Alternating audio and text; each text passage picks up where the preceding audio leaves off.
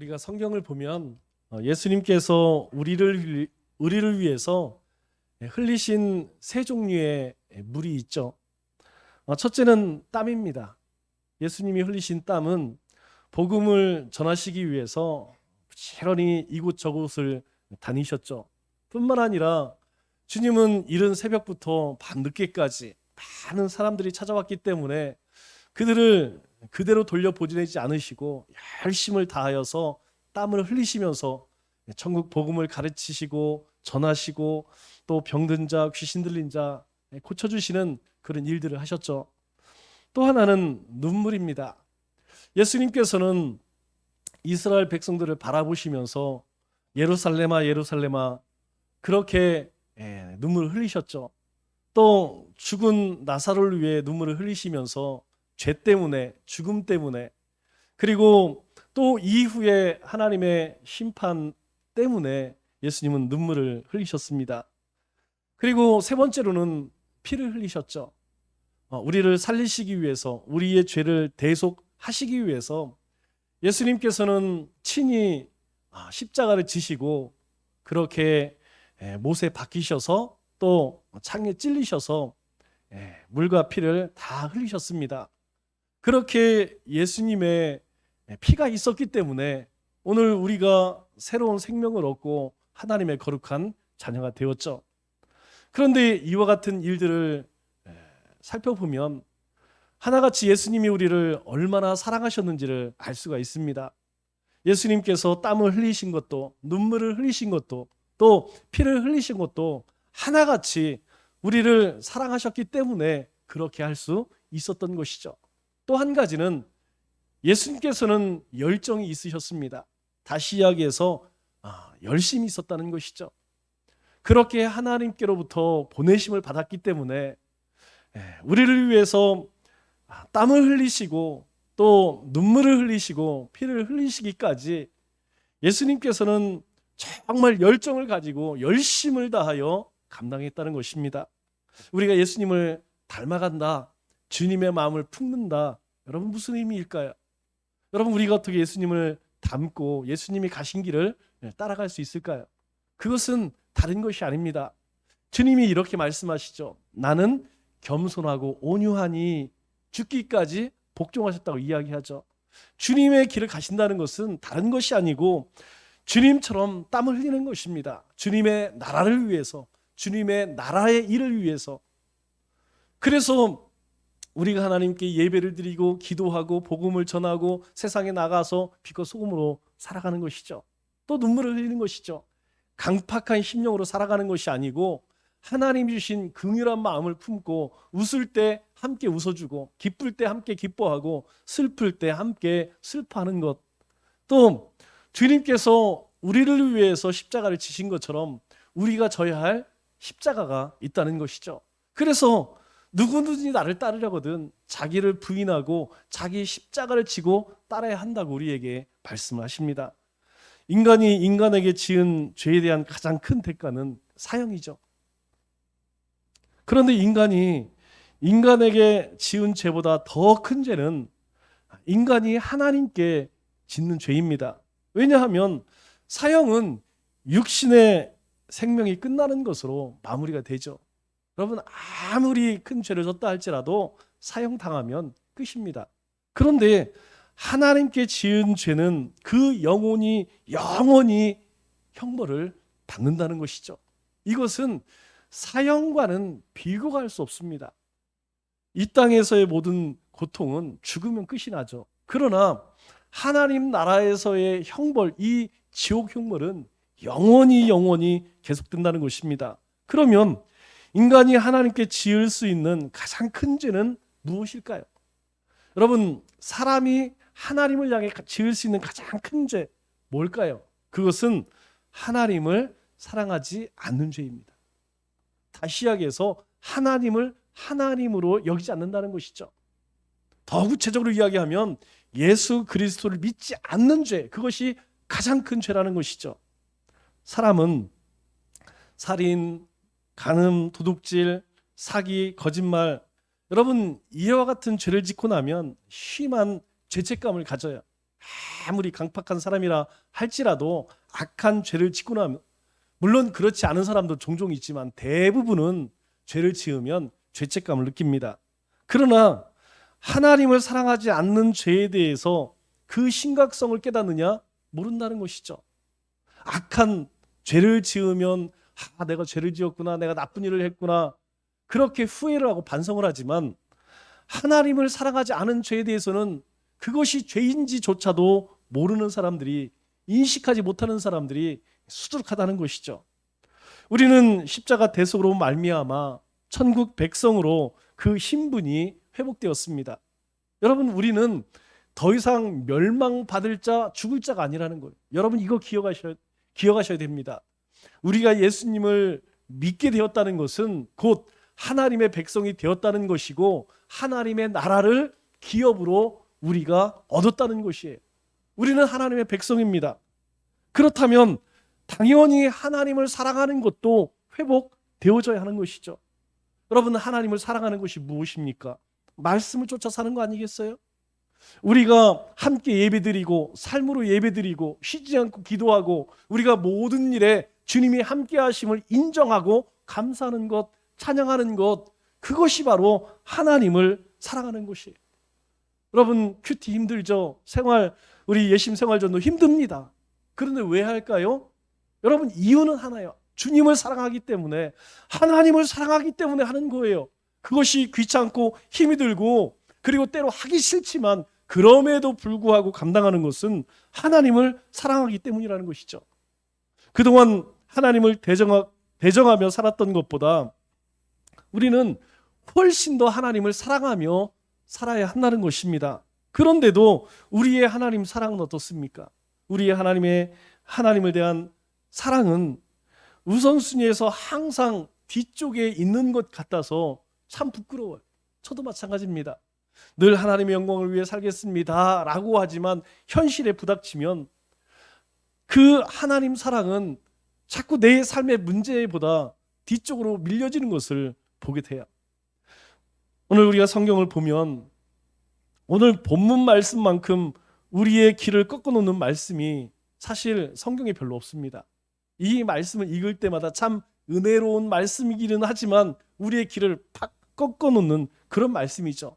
믿음이 좋은 사람도 이 말씀 앞에 서면 그 긍지와 자부심을 사정없이 산산조각내는 그런 말씀입니다. 아마도 이 말씀은 성경에서 가장 오르기 힘든 최고봉 중에 하나라는 것이죠. 그러다 보니 저 산은 우리가 오르지 못할 산이라고 생각하여서 아예 포기를 해버리는 경우도 허다합니다. 여러분, 일단 우리가 단념하고 나면 어때요? 마음이 편안하죠? 저거는 주님이 하시는 일이지 나는 할 수 없어. 이렇게 마음을 내려놓으면 마음이 참 편합니다. 그래서 부끄러움도 사라지죠. 아쉬움도 사라집니다. 그래서 우리는 이 말씀에 대해서 그렇게 살지 못하는 것을 매우 당연하게 여기고 또 그렇게 해보려고 노력조차도 포기하게 된다는 것이죠. 그러나 하나님은 이러한 우리의 태도를 기뻐하실까요? 이 말씀이 아무리 우리가 순종하기 어렵다 해도 우리는 이것을 행하려고 부단히 노력을 해야 한다는 것이죠. 그렇게 할 때에 결국에는 하나님이 기뻐하시는 그 수준까지 이르게 되는 것입니다. 예수님은 우리가 처할 수 있는 세 가지 대표적인 예를 들어서 세밀하게 우리에게 가르쳐 주십니다. 첫 번째 예는 39절에 이렇게 말씀하죠. 누구든지 내 오른편 뺨을 치거든 왼편도 돌려대며, 오른쪽 때리면 왼쪽도 갖다 대라, 이 말씀이죠. 이것은 무슨 의미냐? 우리가 인격적인 모독을 당할 때에 하나님의 자녀가 마땅히 취할 태도에 대해서 말씀하고 있는 것입니다. 사람은 마땅히 사람 대우를 받아야 하고 또 존경과 신뢰를 받아야 합니다. 왜 그럴까요? 왜 모든 사람들은 차별 없이 다 존중받아야 합니까? 그 이유는 오늘 우리 대표 기도하시는 분이 그렇게 말씀하시죠? 우리가 누구의 형상으로 지음받았어요? 하나님의 형상으로 지음을 받았다는 거예요. 이유가 없습니다. 그 사람이 어떤 장애를 가지고 있든 아니면 가난하든 어떤 신분을 가지고 태어났든 그게 중요한 것이 아니에요. 모든 사람은 하나님의 거룩한 형상으로 지음 받았다는 거예요. 그렇기 때문에 존귀하다는 것입니다. 그래서 우리가 함부로 비난해서도 안 되고 함부로 정죄해서도 안 된다는 것이죠. 왜 미워하지 말라고 합니까? 다른 것이 아니에요. 하나님의 형상으로 지음 받았다는 것입니다. 사람이 사람처럼 취급받지 못할 때 여러분 우리는 무엇을 느끼죠? 우리는 인격적으로 모독을 당했다고 그렇게 생각을 합니다. 우리가 매를 맞을 때에도 마찬가지예요. 우리가 수십 대의 매를 맞아도 사람 대우를 받으면서 맞으면 여러분 참을 만합니다. 요즘에는 학교에서도 체벌이 없죠. 여러분 군대에서도 요즘은 많이 줄었다고 하는데 뭐 있는 데는 있겠죠. 그런데 이전에 많은 사고들이 나요. 많은 학생들이 학교를 그만두고 탈영을 하고 사고를 치는 일을 보면 여러분 매를 댈 때에 인격적으로 대하는 경우가 있겠습니까? 여러분 맞는 거는 참을 수 있어요. 그러나 그 맞을 때의 그 모욕감 때문에 많은 사람들이 정말 나쁜 길로 접어들게 되죠. 그런데요, 한 대를 맞아도 여러분 개처럼 취급을 당하면 참아내기 어렵다는 것이죠.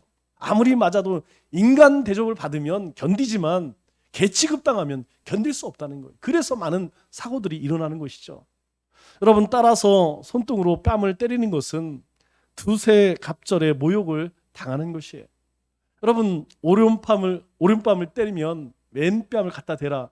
여러분 이 말의 의미가 무엇이냐면 왼뺨을 어떻게 때리겠습니까? 여러분 오른손 대부분 오른손잡이 있죠. 오른손잡이가 뺨을 때리면 왼쪽에 맞게 돼 있습니다. 그런데 그런데 우리가 오른쪽을 때리기 위해서는 어떻게 해야 합니까? 왼손으로 때려야 될까요? 그게 아니고 손을 들려서 왼손으로 때린다는 것이죠. 다시 시작해서 오른뺨을 때렸다 이 얘기는 정상적으로 이렇게 때린 것이 아니고 손등으로 때렸다는 것이죠. 여러분 어느 때에 손바닥이 아니라 손등을 때릴까요? 아주 사람을 멸시할 때, 무시할 때, 저 종들, 노예들 그들을 때릴 때에 여러분 이렇게 뺨을 때리지 않고 이렇게 뺨을 때리는 거예요. 경멸하는 의미라는 것이죠. 그렇게 내가 경멸당하면서 오른쪽 뺨을 맞았다 할지라도 뭐라고 이야기합니까? 또 왼뺨을 갖다 대라. 왜? 이렇게 때렸으니까 다음에 올 차례는 뭡니까? 이렇게 오겠죠. 예수님은 지금 우리가 인격적인 모욕을 받을 수 있는 최악의 상황에 대해서 말씀하고 있는 것입니다. 우리가 세상을 살다 보면 이처럼 도저히 참을 수 없는 인격적인 모독을 당할 때가 분명히 있어요. 이럴 때 하나님의 자녀로서 우리는 어떻게 해야 할까요? 우리 38절 말씀처럼 눈에는 눈, 이에는 이. 여러분 구약의 율법에서는 이렇게 말씀합니다. 내가 받은 대로 갚으라. 눈에는 눈, 이에는 이. 그러니까 내가 그렇게 모멸감을 당했으니까 모욕적인 그런 일을 당했으니까 똑같이 갚아주자. 이에 대해서 예수님께서 뭐라고 말씀하시느냐? 지극히 간단하죠. 내가 그런 일을 당했을 때, 모욕적인 일을 당했을 때에 왼뺨을 돌려대라. 왼쪽을 돌려대라. 이렇게 말씀합니다. 그러나 우리 가운데 과연 이 말씀대로 행할 수 있는 사람이 여러분 몇 사람이나 될까요? 가령 내가 잘못한 것도 없는데 인격적 심한 모욕을 당했다고 했을 때에 우리는 둘 중에 하나를 택할 수 있습니다. 하나는 오늘 예수님께서 우리에게 가르쳐 주신 대로 우리가 하나님의 자녀답게 그래 나는 자존심도 없고 나는 뭐 별 볼 일 없는 사람이니까 또 때려라. 그런 방법이 하나 있고 또 한 가지는 우리가 윗도리를 벗어놓고 내가 무엇을 잘못했느냐 같이 멱살 잡고 싸우는 방법이 있겠죠. 하나는 주님의 말씀에 순종하는 방법과 또 하나는 네가 나를 그렇게 모욕해 무시해 너도 똑같이 당해봐라 갚아주는 것이겠죠. 그런데 문제는 만일 이러한 모습을 제3자 만일 하나님을 알지 못하는 불신자가 보았다면 여러분 우리를 어떻게 생각할까요? 만일 우리가 세상 사람들과 똑같이 멱살을 잡고 싸운다면 그 사람은 우리에 대해서 과연 저 사람은 예수님을 믿는 사람일까? 그렇게 생각할까요? 아마 그렇지 않을 것입니다. 하나님은 우리가 세상에서 하나님의 자녀답게 살지 못하는 것을 아주 싫어하시죠. 왜 그렇습니까? 오늘 우리를 부르실 때에 내가 거룩하니 너희도 거룩하라. 너희는 빛의 자녀다. 이렇게 말씀해요. 빛이 누굽니까? 하나님이죠. 그래서 마태복음 5장 14절에 우리에게 뭐라고 말씀합니까? 너희는 세상의 빛이라. 산 위에 있는 동네가 숨겨지지 못할 것이요. 우리는 세상의 빛이라는 것입니다. 어두운 곳에 빛이라는 것이죠. 세상은 어둡기 때문에 너희로 인하여서 밝혀라. 그렇게 말씀하는 것입니다. 그런데 빛이 아니라 불같이 그렇게 화를 내어서 분노하여서 세상을 불사지른다게 된다면 과연 하나님의 영광을 드러낼 수 있냐는 것이죠. 여러분, 비슷한 것 같지만 이 빛과 불은 전혀 다른 것이죠. 빛은 어두움을 밝히지만 여러분, 이 불은 모든 것을 다 태워버린다는 것이죠.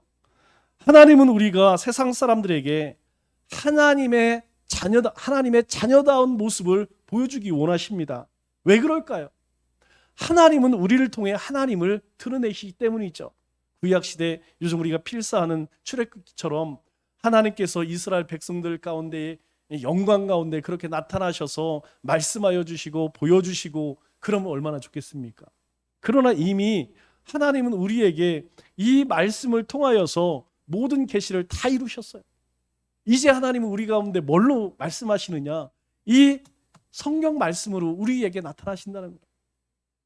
그렇기 때문에 오늘 하나님의 살아계심을, 하나님의 역사하심을, 하나님의 그 통치하심을 어떻게 보여줄 수 있느냐? 바로 우리가 이 말씀대로 살아갈 때에 하나님이 세상 가운데에 드러나게 된다는 것입니다. 그런데 만약 우리가 아무리 잘했다 할지라도 악으로 악을 갚는 것은 하나님의 자녀로서 품위를 완전히 잃어버리게 되는 것이죠. 만일 우리가 세상 사람과 똑같이 멱살을 잡고 그렇게 내가 좀 모욕을 당했다고 해서 인격적인 모독을 당했다고 해서 싸운다고 하면 어디 가서 하나님을 드러낼 수 있겠냐 하는 것이죠. 여러분, 만약 반대로 우리가 그런 일을 당했을 때 참고 인내하고 용서한다면 여러분 어떨까요? 아마 우리 멱살을 잡은 사람조차도 결국에는 굴복하게 돼 있습니다. 왜 그럴까요? 분명 자신이 잘못했음에도 불구하고 우리에 대해서 그렇게 하고 나서 그 사람의 마음 편할까요? 아니, 그리고 그것을 바라본 사람들의 평은 어떨까요? 여러분, 시간이 지나면 분명 사람들은 우리를 인정하게 될 거예요. 아, 예수 믿는 사람들은 뭔가 다르구나. 아, 내가 저걸 보니까 정말 하나님이 살아계신 것 같구나. 여러분, 우리가 살다 보면 이런 일을 얼마나 많이 당하는지 몰라요. 정말 말 한마디가 우리의 폐부를 찌르는, 우리의 염장을 지르는 그런 일들이 얼마나 많은지 모릅니다. 그런데 그것을 참을 때에, 참아낼 때에, 우리가 그것을 용납할 때, 용서할 때에 바로 우리의 삶에 하나님의 영광이 드러난다는 것이죠. 두 번째로 40절에 이렇게 말씀합니다. 너를 고발하여 속옷을 가지고자 하는 자에게 거기까지도 가지게 하며, 이렇게 말씀합니다. 여러분, 이 말씀의 의미는 우리의 최소한의 권리마저 빼앗길 위기에 처했을 때에 어떤 태도를 보여야 하는가, 이것에 대해 말씀을 합니다. 예수님은 송사로, 어떤 소송이죠, 속옷까지도 빼앗길 비참한 상황에 빠진 사람에 대해서 말씀을 합니다. 우리는 그 사람이 어떤 이유로 법정에 서했는지 알 수 없어요. 그러나 떳떳하든지 아니면 억울하든지 그는 지금 빈 털터리가 될지도 모르는 그런 궁지에 몰렸다는 거예요. 당시 속옷은 지금 우리의 속옷과 다르죠. 우리는 팬티가 있고 그리고 메리아스가 있죠. 그런데 여러분, 이 이스라엘 백성들은 나중에 가보시면 알겠지만 중동이라는 곳이 엄청 뜨겁습니다. 그래서 그렇게 따로따로 속옷을 입을 수가 없어서 속옷이 어떠느냐, 우리 통짜로 된 원피스처럼 돼 있어요. 그 위에 옷을 하나 더 입고 허리띠를 매면 그게 전부입니다. 그리고 날이 뜨거우니까 우리 머리에 쓰는 터빈 쓰고, 그것이 전부예요. 여러분 당시에 속옷은 지금 속옷처럼 돼 있는 것이 아니고 통짜로 된 원피스처럼 그렇게 된 옷이죠. 대부분 가난한 사람들의 옷은 뭐 지금도 마찬가지지만 여러분 그렇게 옷을 많이 갖고 있지를 못해요. 속옷 한 벌, 겉옷 두 벌 정도가 대부분 가난한 사람이 가지고 있는 옷의 전부라고 합니다. 유대인들은 자신들이 아무리 가난해도 또 어떤 혐의를 받는 죄인이라 할지라도 이 겉옷과 속옷 그것을 끝까지 소유할 권리를 보장받고 있었어요. 만약 이것까지 빼앗긴다, 그것은 더 이상 세상에서 살아가기 힘든 그런 상황에 처했겠죠. 어떤 강도를 만났거나 아니면 뭐 죽음의 위협 가운데 있거나 그거 아니고는 이것은 절대로 빼앗기지 않는 그런 권리를 받게 됩니다. 하나님께서 애굽에서 이스라엘 백성들을 이끌어내실 때에 이 가난한 자를 하나님이 생각하셔서 그러한 법을 만드셨어요. 우리 출애굽기 22장 26절 말씀을 보니까 이렇게 이야기합니다. 내가 만일 이웃의 옷을 저당답거든 해가 지기 전에 그에게 돌려보내라. 만일 어떤 사람이 돈을 빌려갔는데 갚질 않아. 화가 나서 옷, 그 사람이 뭐 가진 게 없으니까 옷이라도 빼앗아 갔다면 해가 지기 전에 반드시 돌려줘야 한다는 거예요. 이것은 하나님이 하나님의 백성들에게 주신 법입니다. 그런데 왜 이런 법을 만드셨느냐? 27절 말씀을 보니까 그것이 유일한 옷이라. 그렇게 옷을 빼앗기고 나면 다른 옷을 입을 것이 없다는 거예요. 그것이 그의 알몸을 가릴 옷인즉 그가 무엇을 입고 자겠느냐? 그가 내게 부르짖으면 내게 들으리니 그가 무엇을 입고 자겠느냐? 여러분 낮에는 40도 50도 정말 엄청 뜨거워요. 뜨거워도 엄청 뜨겁습니다. 우리나라의 여름 날씨 지금 뭐 죽겠다고 하는 이거는 비교도 안 돼요. 가보면 그냥 머리가 익습니다. 그 정도로 뜨거워요. 그런데 밤에는요 습도가 없잖아요. 여러분 이 사막은 중동은 습도가 없어요. 그래서 해만 떨어지면 이가 달달달달 떨릴 정도로 춥습니다. 그래서 무엇을 가져가냐면 파카를 가져가요. 우리 초겨울에 입는 그 얇은 파카 있죠. 두꺼운 파카 말고 추위 타는 사람들은 두꺼운 거 가지게 됩니다. 여러분 해 떨어지고 밤에 돌아다니면 100% 감기 들어요. 그래서 우리가 중동에 갈 때 반드시 가져갈 몇 가지 얘기했죠? 감기약, 지사제.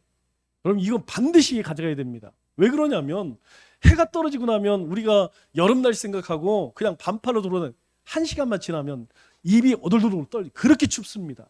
여러분 만일 그 가난한 사람의 옷을 빼앗아 가서 돌려주지 아니하면 그가 무엇으로 자겠느냐? 밤을 샐 수 없다는 거예요. 얼어 죽는다는 것입니다. 우리로서는 이해가 안 되죠.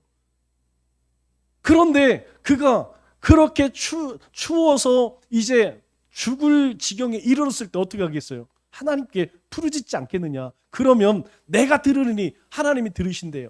왜? 나는 자비로운 자임이라. 그렇게 자신의 마지막 권리마저 빼앗겨서 그렇게 추위 때문에 죽게 된다고 하면 하나님이 그것에 대해서 뭐라고 말씀하시는 거예요? 내가 가만두지 않겠다. 그 사람에 대해서 가만두지 않겠다. 그래서 어떤 사람이든 가난한 사람의 옷을 빼앗다면 해가 지기 전에 반드시 돌려주어야 한다. 그렇게 말씀하시죠. 그러므로 속옷까지 빼앗길 때 겉옷까지 주라고 하는 이 말씀은 나에게 있는 최소한의 권리, 그 마지막 권리까지도 포기할 수 있어야 한다. 그렇게 말씀하는 거예요. 요즘 세상 어떻습니까? 자기 밥그릇까지 전부 빼앗기는 그런 끔찍한 비극을 여러분 우리는 수시로 만나게 됩니다. 바로 이 같은 위기 가운데 처할 때에 하나님의 자녀는 어떻게 해야 할까요? 시시비를 가려보자 끝까지 싸우면서 법정에다 고소의 고소를 거듭해야 할까요? 아닙니다. 오늘 예수님께서는 우리에게 뭐라고 말씀하시냐면 내가 포기할 수 있으면 다 내어주라 이렇게 말씀하고 있어요. 다 내줘버리고 하나님을 바라보라는 것이죠. 여러분 그렇다고 해서 얼토당토하는 것 여러분 그걸 이야기하는 거 그런 건 얘기하는 것이 아닙니다. 우리가 살다 보면 여러분 실수라는 게 있어요. 실수. 여러분 운전하다가 잠시 한눈 팔거나 실수하면 남의 차 긁어먹을 수도 있고, 그리고 우리가 익숙치 않아서 깜빡이 안 넣어서 사고 날 수도 있죠. 여러분 그때 어떻습니까? 그냥 고칠 수 있을 만큼 고치면 되고 치료받을 수 있으면 치료받으면 돼요. 가만히 서 있을 때에 살짝 부딪히면 여러분 그것이 입원할 만한 일이 아니라는 것이죠. 그런데 요즘 우리가 뉴스를 보면 어떻습니까? 가만히 서서 살짝 그렇게 접촉사고만 나도 병원에 가서 기본은 2주는 진단을 내려주니까 2주, 3주 그리고 자신이 가지고 있던 지병들까지 다 합해서 제가 가장 놀란 것은 여러분 그렇게 접촉사고가 났는데 그걸 가지고 얼마까지 나왔냐면 3억 8천만 원까지 나왔대요. 제가 그거 보고 이거는 보험 사기 아니겠습니까? 여러분 내가 피해자도 될 수 있지만 가해자도 될 수 있어요.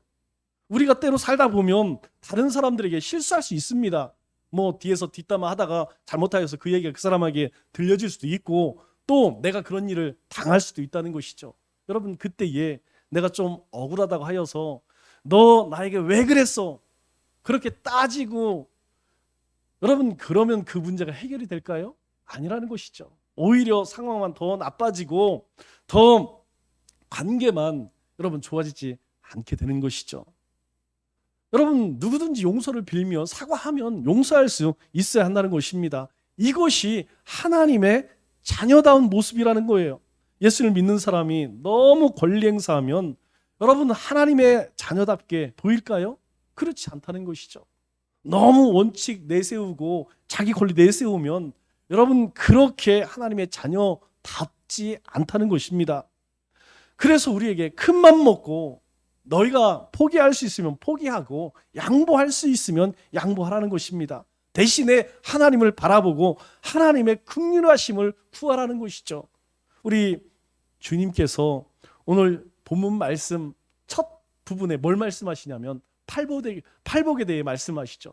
이 산상수훈 첫 부분에 팔복을 말씀하실 때 우리 5장 7절 말씀을 보니까 이렇게 이야기합니다. 긍휼히 여기는 자는 복이 있나니 저희가 긍휼히 여김을 받을 것이며. 여러분 긍휼히 여기면 누군가를 불쌍히 여기면 저희도 긍휼히 여김을 우리도 하나님으로부터 긍휼히 불쌍히 여김을 받게 된다는 것이에요. 내가 누군가를 한번 용서하면 하나님은 그걸 잊어버리지 않으시고 내가 그런 상황 가운데 처했을 때에 누군가의 긍휼함이 필요할 때에 우리의 긍휼함이 필요할 때 하나님이 우리에게 그 긍휼하심을 베푸시겠다는 거예요. 하나님께서 우리가 베푸는 그 아름다운 모습을 보시고 우리 가운데 은혜를 베푸시겠다는 거예요. 갚으시겠다는 것입니다. 세 번째 예는 41절에 이렇게 말씀하죠. 누구든지 너로 억지로 오리를 가게 하거든. 여러분 오리면 몇 키죠? 10녀면 4kg죠. 2kg를 이야기합니다. 누군가 2kg를 가게 하거든 그 사람과 10리 4kg를 동행하고 이렇게 말씀합니다. 여러분 이 말씀의 의미는 우리가 자유를 속박당했을 때에 하나님의 자녀가 취할 태도가 어떤 것인지 말씀해주고 있는 것이죠. 하나님은 어떤 사람이 우리에게 억지로 오리를 가게 할 때에 뭐라고 말씀하시느냐? 그 두 배인 심리를 동행하라 이렇게 말씀합니다. 우리가 이거 상식적으로 이해가 안 되죠. 그런데 이 말씀은 당시의 시대적 배경을 이해 못하면 우리가 이해하기 참 어렵습니다. 당시 로마 군인들은 굉장한 권한을 가지고 있었어요. 여러분 우리도 그럴 때가 있었죠? 지금도 마찬가지지만 경찰이라고 하는 사람들이 그렇게 친근한 사람들은 아니에요. 경찰이 찾아온다 좋은 일 때문에 찾아올 사람들이 아니죠. 이 로마 군인들도 마찬가지죠. 그들은 지금 이 이스라엘을 지배하는 사람들이었어요. 그것도 최현장에서 그렇게 직접 이스라엘 백성들과 부딪히는 사람들이었습니다. 그래서 그들에게 상당한 권한을 주었어요. 그래서 길 가는 시민을 아무나 붙들어서 강제로 일을 시킬 수 있는 그런 권한이 있었다는 것이죠. 왜 그러느냐? 이 로마라고 하는 나라는 끊임없이 전쟁을 할 수밖에 없었습니다. 왜? 지금 미국과 같이 팍스 로마나 세상 세계 평화는 누가? 로마가 책임진다는 것이죠. 그래서 계속해서 그들에게 도전하는 그런 야만족이죠. 당시에는 계속해서 전쟁 그리고 테러를 일으키는 자들에 대해 진압을 하고, 그러기 때문에 이 군인들에게 그러한 권한을 주지 않으면 안 되었죠. 왜 그렇습니까? 우리가 전쟁이 일어나면 그냥 나가서 싸우는 게 전부가 아니에요. 싸우기 위해서 무기도 필요하죠. 무기보다 더 필요한 게 뭡니까? 양식이에요, 양식. 여러분, 아무리 뭐 첨단 무기를 가졌다 할지라도 굶고 안 싸워요. 싸울 수가 없습니다. 지금 배가 고파서 눈이 보이지가 않는데 뭘 싸우겠어요? 뭐 칼을 들겠어요? 활을 쏘겠습니까? 그렇기 때문에 이 군수 물자를 나르기 위해서 필요한 것이 무엇이냐면 강제 징집이라는 것이죠. 그래서 눈에 보는 사람 그냥 데려다가 일 시키는 거예요. 그래서 이들에게, 이 로마 군인들에게는 적어도 1마일, 1.6km 정도, 한 2km 정도는 강제로 억지로 짐을 지워서 그렇게 시킬 수 있는 합법적인 권한이 있었다고 하는 것이죠. 이때 여러분, 하고 싶지 않아도 복종해야 합니다. 안 할 수가 없는 거예요. 이거는 당시 로마 군인들에게 주어진 권한이기 때문에 불복종하면 뭐 매를 맞든지 아니면 더 험한 꼴 당하겠죠. 그 중에 재수 없는 사람이 누구죠? 여러분 다 아시는 구레네 사람 시몬입니다. 여러분, 이 사람은 어떤 사람이냐면 리비아 사람이, 리비아라고 하는 것은 저기 지금 이집트 옆에. 그러면 이 사람이 어떻게 해서 지금 예수님 십자가 지는 것까지 왔을까요? 둘 중에 하나겠죠. 노예를 끌려왔거나 아니면 무역을 하는 무역상이겠죠. 그런데 노예는 아니었을 거예요. 아마 장사하는 사람이어서 아마 이곳에 뭐가 팔기 위해서 왔겠죠. 그런데 그 예루살렘에 뭐 어떤 죄인이 십자가를 지고 가는데 여러분 어떻습니까? 이 구레네 시몬이 뭐 잘못한 게 있나요? 재수가 없는 거죠. 옆에서 구경하다가 야, 너 이리 와. 왜 그렇습니까? 예수님께서 이미 많이 채찍을 맞으시고 이 십자가 무게가요, 뭐 그냥 우리가 짊어질 수 있는 모형 만들 이게 아닙니다. 여러분, 철도 침묵 있죠? 그 철도 침묵 2개 뭐 엄청난 무게입니다. 그것을 자기가 지고 골고다 언덕을 올라가야 돼요. 그런데 어떻게 올라가겠어요? 가시관 쓰고 그 더운 날 매를 맞고, 이미 예수님께서는 매를 맞으셨죠? 예수님 자꾸 쓰러지니까 이게 뭐 진도가 안 나가는 거예요. 그러니까 로마 군병이 어떻게 합니까? 눈에 보이는 구레네 시몬, 재수가 없죠. 야, 너 들어.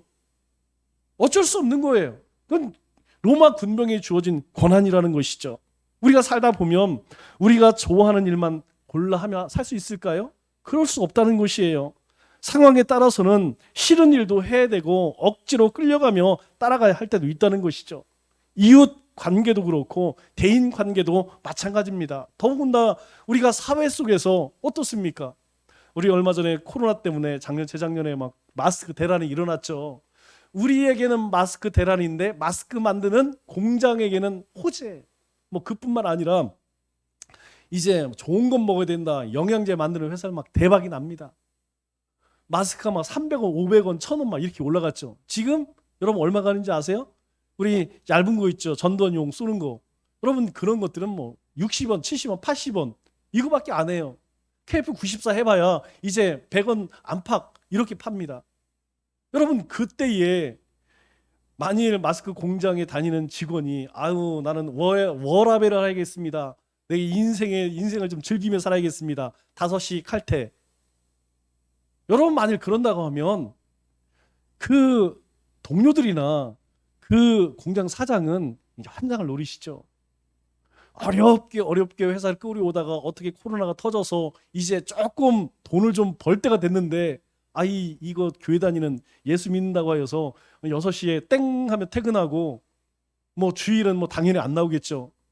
여러분 만일 이런 상황에 놓인다고 하면 여러분 어떻게 해야 할 것이냐. 우리가 그런 일을 당할 때 내가 싫으니 끝까지 못하겠다고 고집한다면 하나님의 자녀답다고 그렇게 보기가 어렵다는 것이죠. 누군가 원하면 내 의사와는 상관없이 우리가 좀 손해볼 수 있어야 된다는 거, 봉사하고 헌신할 수 있어야 한다는 것입니다. 그리고 한 수 더 떠서 원하는 것보다 더 해주는 그런 너그러움이 있어야 된다는 거. 여러분 만일 사장님이 야 아무리 바빠도 9시까지만 해줘라 여러분 9시가 아니라 아이 괜찮습니다. 제가 오늘 철회하겠습니다. 여러분 만약 그런 예를 들은 거예요. 예. 그렇게 한다고 하면 여러분 주위 사람들이 어떻겠어요? 꼭 9시에 가야 할 사람, 야, 저 사람이 오늘 철회를 한다니까 그래도 조금 부담, 또 사장의 입장에서는 야, 그래도 예수 믿는 사람이 조금 낫네. 내 마음을 아네. 그동안 어렵게 문 닫을 뻔했는데, 망할 뻔했는데, 아, 이렇게 중요할 때 저렇게 일을 해준다고 하니 얼마나 고맙겠습니까? 야, 예수 믿는 사람은 뭐가 달라도 다르다. 그래서 예수님께서 뭐라고 이야기하세요? 오리를 가고자 하면 십리까지 가주라, 이렇게 말씀하는 것이죠. 그럴 때 하나님은 우리를 하나님의 자녀답다고, 세상 사람들도 우리를 바라보면서 하나님의 자녀답다고 그렇게 생각하실 거라는 것이죠. 또 42절에 뭐라고 이야기합니까? 42절에 보니까 내가 구하는 자에게 주며 내가 꾸고자 하는 자에게 거절하지 말라. 구하는 자에게 주라는 거예요. 꾸고자 하는 자에게 거절하지 말라는 것입니다. 왜 그럴까요? 있으니까. 내가 만일 우리가 가진 것이 없으면 누가 우리가 와서 뭐 달라고 꾸는 사람이 있겠습니까? 우리 가운데에 다른 사람에게 줄 만큼의 여유가 있으니까 찾아오는 거 아니겠어요? 그렇다면 그 사람이 정말 힘겨워서 그렇게 꾸고자 하면 여러분 거절하지 말라는 거예요. 주라는 거예요. 내가 할 수만 있으면 해주라는 것입니다. 그런데 여러분 실상 어떻습니까? 저 사람 줘봐야 뭐 받을 길이 어렵겠다. 하나같이 하는 얘기가 다 똑같습니다. 나도 힘들어. 그럼 뭐 이야기 한 사람이 부끄럽죠. 뻔히 있는 거 알면서 좀 도와달라고 하는 것인데 그럼에도 나는 더 힘들어. 뭐 할 말이 없는 것이죠. 우리가 이 땅 가운데 살아갈 때에 이런 일들이 정말 많아요.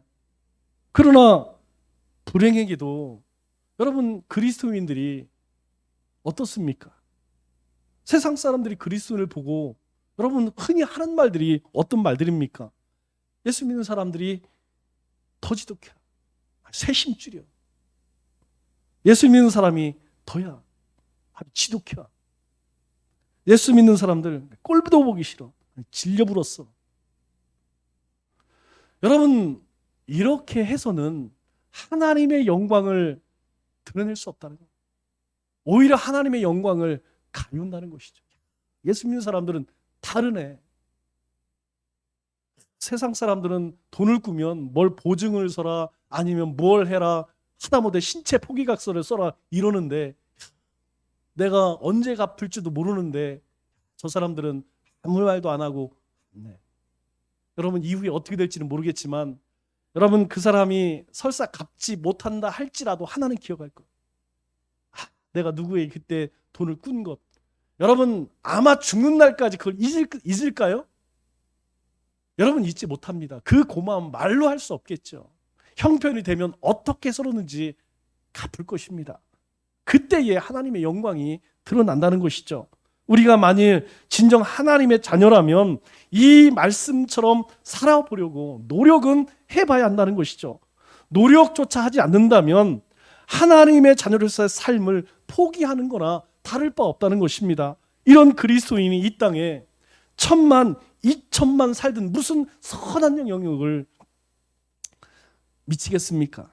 그저 세상 사람들에게 짓밟히는 악순환만 반복될 뿐이죠. 그래서 우리 누가복음 6장 38절에 우리에게 뭐라고 말씀합니까? 주님이 우리에게 하시는 말씀이에요. 주라, 베풀라. 그리하면 너에게 줄 것이니 곧 후히되어 누르고 흔들어 넘치도록 하여 너희들에게 안겨주리라. 너희가 헤아리는 그 헤아림으로 너희도 헤아림을 도로 받을 것이니라. 내가 베풀라는 거예요. 그러나 내가 계산하고 따지고 그러면 하나님께서도 따지겠다는 거예요. 네, 네가 그랬어? 나도 그렇게 할게. 말씀을 맺겠습니다. 우리는 하나님의 거룩한 백성이요 왕 같은 제사장입니다. 그러므로 우리는 우리의 삶 속에 하나님의 거룩한 형상을 드러내야 하는 것입니다. 용서하기 힘든 사람이 있다면 용서하고 또 내가 손해볼 일이 있으면 조금 손해보고 누군가 나를 속박한다면 조금 더 참고 인내할 수 있어야 한다는 것이죠. 왜 그렇게 할까요? 우리 39절에 보니까 이렇게 말씀합니다. 악한 자를 대적하지 말라. 왜 주님께서 악한 자를 대적하지 말라 이 말씀하실까요? 우리가 그렇게 용서하고 손해보고 그리고 참고 인내하지 못하면 우리가 악한 자가 될 수 있다는 것이죠. 우리가 그렇게 행할 때에 바로 우리를 통하여서 하나님께서 영광을 받으실 것이라는 것입니다. 이 한 주간도 이 악한 세상 속에서 하나님의 거룩한 백성답게 용서하고 베풀고 인내하는 삶을 살아가시는 우리 믿음의 권속들 다 되시기를 주님의 이름으로 축원합니다.